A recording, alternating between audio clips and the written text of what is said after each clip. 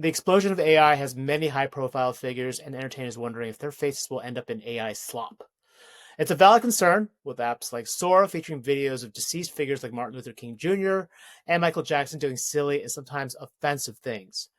It got so bad, the King estate actually had to step in and get OpenAI to pull his likeness off the platform. Now, that's an instance where the King estate has a lot of power and influence, but what about for everyone else? Here are a few things to consider. On the legal front, your protections really depend on where you live.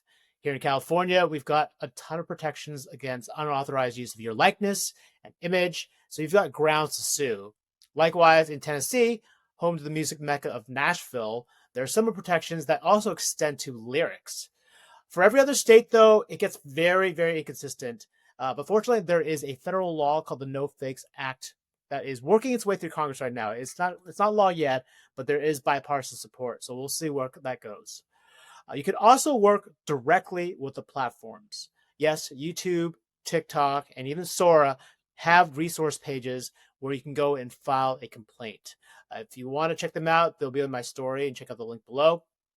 And then just generally, it's a good idea to keep a low profile on social media, but that is not always a possibility for particular entertainers, high profile figures, celebrities. And so there are some tools available to you. Experts have told me that there are watermarking tools that you can add to your images and video that make it a lot harder for AI systems to scrape your data or for those images to be downloaded and manipulated.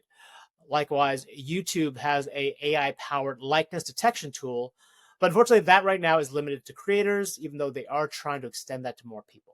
So there are some tools available, but the best advice I got from legal experts is really to understand and learn about these platforms, even if you're not using them, because it's a lot easier to get ahead of these problems and to understand these problems rather than have these videos out there and try to put the genie back in the bottle.